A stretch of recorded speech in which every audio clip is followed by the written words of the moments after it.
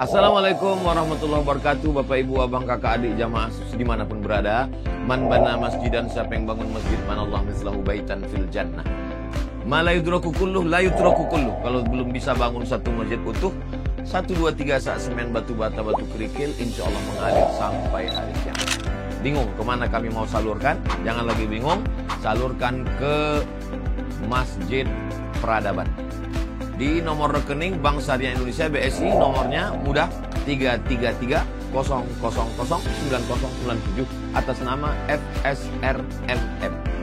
Konfirmasinya ke nomor berikut 0813 7733 9947. Berkah selalu. Wassalamualaikum warahmatullahi wabarakatuh.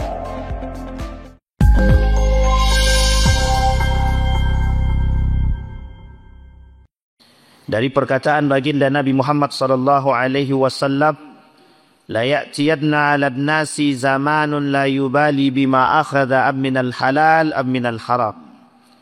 Disampaikan oleh Nabi dalam hadisnya, kata Nabi, baina yadayis sa'ah yadhharur riba. Apa kata Nabi? Menjelang hari kiamat itu, kata Nabi, terkhusus di akhir zaman itu, maka akan muncul perkara-perkara yang perkara ini, kata Nabi, begitu merajalela. Maka Nabi sebut, apa itu ar-riba? Apa itu ar-riba? Sesuatu yang diharamkan oleh agama dari berbentuk tambahan yang ada. Bahasa riba ini oleh sekelompok umat muslim hari ini sudah menjadi bahasan atau pembahasan yang memang harus dibahas. Karena memang melihat kebiasaan daripada orang-orang atau orang-orang yang muslim hari ini tidak mau lagi memperhatikan persoalan riba. Sampai Nabi berkata, la yatiyatna 'alan nasi zamanun la yubali bima akhadha am minal halal am minal haram. Sampai Nabi berkata, mereka tidak lagi menghiraukan apa yang mereka ambil, apa yang mereka makan, apa yang mereka perbuat, apa yang mereka amalkan. Apakah yang mereka ambil, apakah mereka dapat ini dengan cara yang halal?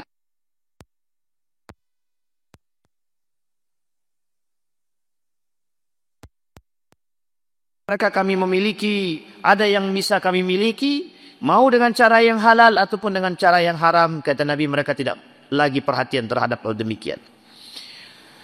Ulama mengatakan orang yang tidak memperhatikan kehalalan dan keharaman dari apa yang dia ambil, dari apa yang dia makan, kata para ulama, ini ciri manusia-manusia munafik dan yang tidak beriman. Sekalipun mereka mengaku sebagai seorang muslim. Karena identitas seorang muslim atau keidentikan seorang muslim itu adalah memperhatikan persoalan halal dan haram. Ditambah lagi kata Allah di dalam Al-Quran, ya ayyuhalladzina amanu la ta'kulur riba adha'afan mudha'afa. Jangan kalian makan riba, kata Allah. Dan riba yang kalian makan tu yang terus bertambah itu akan menjadi sesuatu yang ketika masuk dalam perut kalian menjadi fi buturihim nara. Orang yang memakan riba ini, kata Allah, di dalam perutnya itu ada api neraka. Nah, Bapak Ibu sekalian yang berbahagia, ada tradisi menjelang Lebaran. Yang tradisi menjelang lebaran ini terindikasi dengan tradisi transaksi-transaksi ribawi. Sebutlah di dalam hadis baginda Nabi Muhammad SAW, kata Nabi, ada komoditi-komoditi riba. Disebutkan az-zahabu bil-zahabi wal-fiddatu bil-fiddati, asy-syairu bis-syair. Kemudian kata Nabi, singkat cerita, ada komoditi ribawi setidaknya 6 komoditi ribawi dalam hadis Nabi. 1 emas, yang kedua perak, emas, perak, yang ketiga gandum, yang keempat syair, syair ini sebangsa dengan gandum, yang kelima kurman, yang keenam disebut dengan garam. 6 komoditi ribawi ini itu harus menjadi pusat perhatian umat muslim. Karena saking banyaknya transaksi-transaksi ribawi untuk mendapatkan keuntungan, maka salah satu di antara tradisi itu yang pernah terjadi mendekat Lebaran itu yang disebut dengan tukar menukar uang. Nah, ini kita luruskan yang bengkok. Jangan yang salah kita ikuti.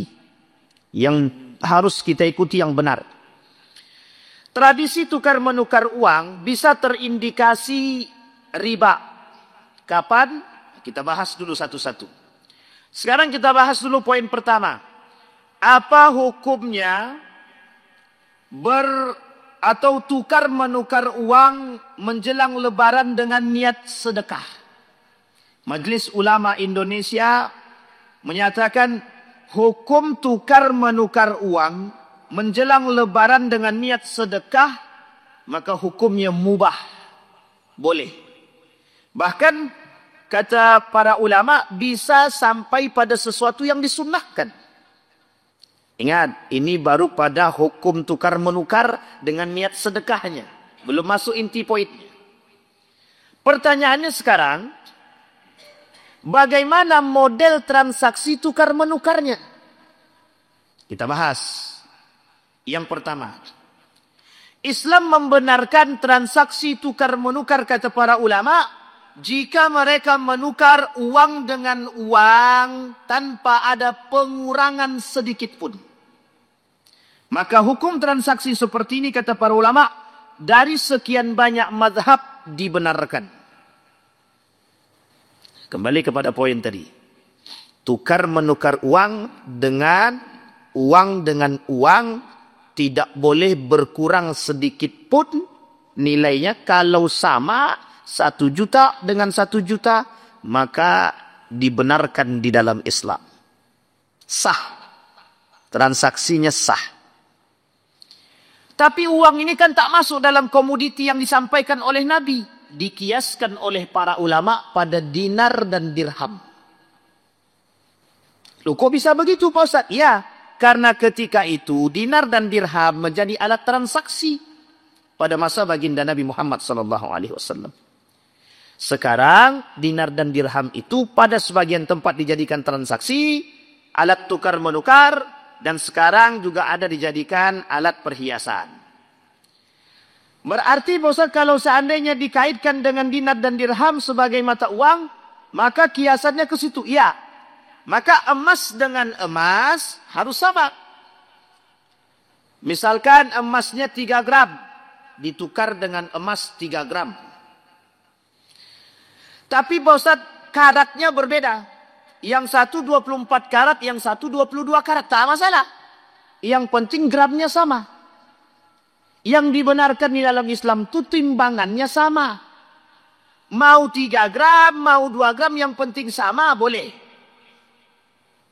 Tapi berarti kalau karatnya Pak Ustaz, tidak persoalan. Kalau berlebih Pak Ustaz, bagaimana? Lebihnya cuma 1 gram. Mungkin tak sampai 1 gram. Atau sedikit tambahannya. Kata para ulama, sepakat ulama mengatakan haram. Lah, kalau begitu Pak Ustaz, transaksi tukar-menukar uang ini, kalau ditukarkan 1 juta, ditukarkan dengan uang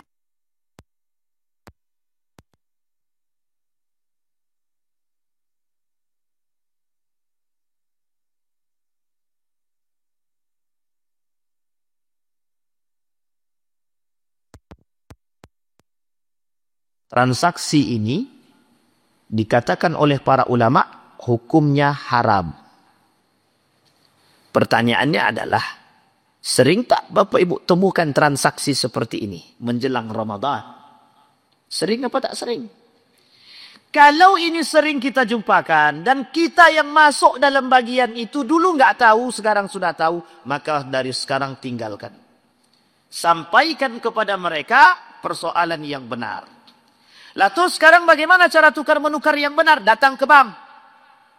Yang pertama, modelnya datang ke bank. Tukarlah di situ. 1 juta kita tukar, dengan uang kecilnya 1 juta kita dapat. Ada model yang lain bosan? Ada.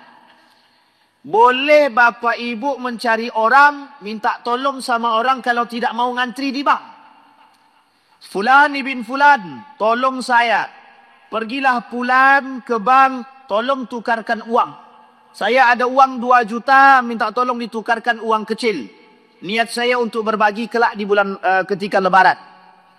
Pergilah si Fulan ibn Fulan ini. Tidak ada akad di awal, cuma tolong menolong. Disampaikan, selesai pulang, si Fulan ibn Fulan pulang bawa uang kecil tadi. Ini tuan, ini pak, sudah saya tukarkan. Kemudian bapak ibu memberi dia fee atas jasa bantuan yang dia lakukan. Maka ini dibenarkan di dalam Islam, tidak dipersoalkan.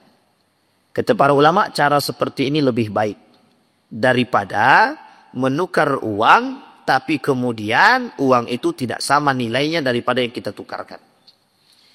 Tapi Pak Ustaz, ada sebagian ulama yang bilang, kalau dipandang itu komoditi haram, tapi kalau dipandang jasa atau pakai akad ijarah tak jadi haram Pak Ustaz. Karena ada unsur jasanya. Pertanyaannya adalah, kapan Anda bangun akad jasa di situ? Tidak ada. Sehingga kata para ulama, berhati-hatilah dari transaksi-transaksi ribawi yang tidak jelas seperti ini. Maka Bapak Ibu sekalian yang berbahagia, kalau seandainya kita yakin, atau misalkan kita bilang begini, Dek, berapa jumlah uangmu? Dalam satu plastik ini 985.000 Pak Ustaz. Saya beli 1 juta. Bagaimana hukum membeli uang? Bolehkah hukum membeli uang? Tak boleh dalam Islam. Maka jual beli uang tak dibenarkan. Terkecuali uang tadi sudah menjadi barang-barang antik. Lalu bagaimana dengan kalau seandainya dengan uang dolar dan rupiah? Baik, namanya syaraf. Kalau transaksinya tukar menukar uang dari dolar ke rupiah, mesti ada perbedaan. Mesti juga terjadi perselisihan. Sehingga kata para ulama tidak dipersoalkan. Tidak masalah. Kenapa kok tidak masalah? Karena berbeda mata uang. Satu mata uangnya dolar Amerika Serikat. Yang satu lagi mata uangnya Arab Saudi, rial. Kan berbeda. Nilainya saja sudah berbeda. 1 dolar 15.000 rupiah Indonesia. 1 rial 4.000 Indonesia. 1 ringgit 4.000 Indonesia. Sudah terjadi perbedaan. Nilai sudah berbeda-beda. Maka kata para ulama, dalam transaksi seperti ini dibenarkan. Tidak ada masalah. Terus yang diharamkan yang bagaimana? Dalam transaksi seperti ini, dalam mata uang ini. Ada yang diharamkan. Yang berniat untuk melakukan spekulasi terhadap turun naiknya mata uang. Kurs dolar tadi. Kita ambil contoh. Sekarang rial sedang turun. Karena bertujuan untuk mendapatkan keuntungan, dibelilah rial tadi. Yang tadinya lagi turun-turunnya rial, dibelinya banyak-banyak. Kemudian dijualkannya lah kepada orang dengan harga yang tinggi. Tujuannya sudah jelas. Memperjualbelikan mata uang dengan keuntungan, memang tujuannya spekulasi. Ini masalah ini. Yang seperti ini yang tidak dibenarkan di dalam Islam. Ada sengaja orang, nanti aku beli pokoknya. Berapa turunnya banyak, kita beli. Nanti baru kemudian kita kasih atau kita jual ke orang. Ya Bapak Ibu sekalian yang berbahagia. Transaksi seperti ini tidak dibenarkan di dalam Islam. Ada unsur ribawinya. Nah, unsur-unsur riba seperti ini Bapak Ibu sekalian yang berbahagia, sedikit dan banyak itu sama. Orang yang bermain riba dengan seperti ini, kata Allah, fa'zanu biharbim minallah. Bersiaplah untuk aku perangi. Lu siapa Pak Ustaz yang diperangi? Mereka yang melakukan riba atau kami yang membeli? Atau kami yang menukar? Kalau kita sudah tahu, kemudian kita beli, kita tukar di situ, kita pun ikut berdosa. Kita pun ikut berdosa kalau kita sudah tahu. Tapi kalau kita tak tahu, hukumnya kita tidak tahu, kemudian kita beli, mereka yang melakukan yang berdosa. Tapi Bapak Ibu sekarang sudah tahu. Jadi kalau sekarang sudah tahu, tidak ada alasan untuk tidak meninggalkan perkara transaksi-transaksi ribawi seperti ini. Nah Bapak Ibu sekalian yang berbahagia, terus bagaimana Pak Ustaz? Apakah kalau kami melakukan transaksi yang tadi, kami datang ke bank, tapi kemudian kami lakukan dan kemudian kami berikan kepada orang dalam bentuk sedekah? Itu baru yang dibenarkan di dalam Islam. Sehingga perlu kita meluruskan sesuatu yang sudah pernah bengkok dan lama bengkoknya, kita luruskan sekarang. Itu yang pertama.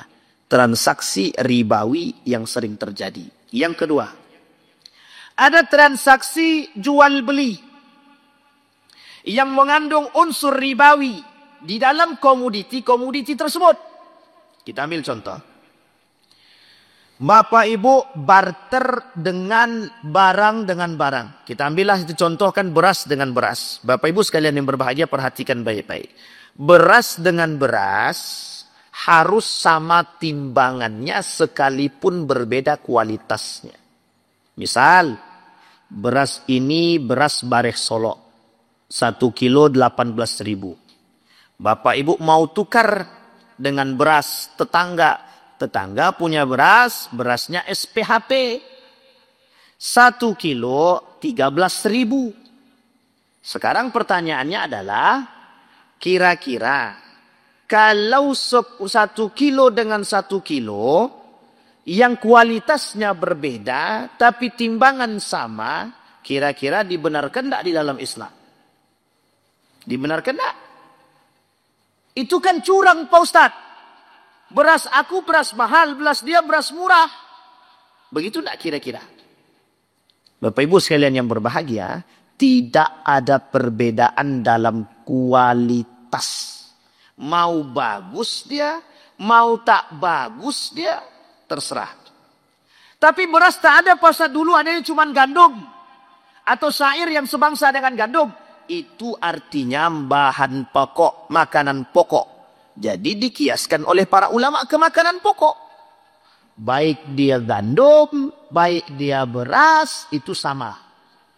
Berarti Pak Ustadz sekalipun berasnya itu SPHP, dibarter dengan berasnya Bareh Solo, sama-sama begitu, timbangannya harus sama. Iya, harus sama. Kalau lebih 1 biji, Pak Ustadz bagaimana? Lebihnya cuma 1 biji, cuman riba. Haram. Jangan yang dimakan satu nih, jangan dimakan satu nih. Nah, tapi kan itu 1 biji doang. Jadi dalam Islam, Bapak Ibu, Allah tidak ada toleransi terhadap sedikit pun urusan. Meskipun cuma 1 biji nasi, 1 biji saja, beras itu masuk dalam perut kita, berubah menjadi sesuatu yang menyakitkan. Nar, kata Allah, neraka dalam perut dia. Nah, jadi Bapak Ibu sekalian yang berbahagia, di bulan suci Ramadan, kita diberikan pendidikan. Pendidikan apa? Pendidikan menahan hawa nafsu. Pendidikan tangan untuk tidak mengambil hak orang. Pendidikan lisan untuk tidak menggunjing, menggibah orang lain. Pendidikan hawa nafsu untuk tak terjerumus dalam hawa nafsu. Artinya apa? Di bulan Ramadan yang kita makan seharusnya yang halal, bukan yang haram. Tangan kita mengambil yang halal bukan yang haram. Kembali kepada hadis Nabi. Karena kata Nabi, di akhir zaman banyak orang yang mengambil hak orang. Dan yang dia ambil dalam bentuk kezoliman. Bahkan Nabi berkata dalam riwayat yang lain, kata Nabi, 3 golongan yang tidak diajak berbicara oleh Allah. Yang tidak dilihat oleh Allah, yang tidak disucikan oleh Allah. Bagi mereka azab yang sangat pedih dan Allah melaknat mereka dan bagi mereka neraka. Salah satu di antaranya adalah orang yang mengambil hak orang lain dengan cara yang zalim. Mudah-mudahan bermanfaat bagi kita semua. Mudah-mudahan bisa menjadi pertimbangan bagi kita untuk tetap bisa menjadi seorang muslim yang baik. Mudah-mudahan di bulan Ramadan kita bisa menjaga tangan kita, mata kita, mulut kita dari perkara yang haram. Kata Allah di dalam Al-Quran, La tuharrimu ma ahallallahu lak. Jangan kalian haramkan sesuatu yang sudah dihalalkan. Atau sebaliknya, jangan menghalalkan sesuatu yang diharamkan. Innal halala bayyinun wal haramu bayyinun. Halal itu jelas, haram itu jelas. Di tengah-tengahnya syubhat. Kata para ulama, syubhat itu akan mengantarkan kepada yang haram. Faman waqa'a fi syubhat, kata Nabi, waqa'a fil haram. Yang terjerumus dalam syubhat, maka dia terjerumus dalam perkara yang haram. Mudah-mudahan bermanfaat. Fa'tabiru ya ulil absar la'allakum tuflihun. Assalamualaikum warahmatullahi wabarakatuh.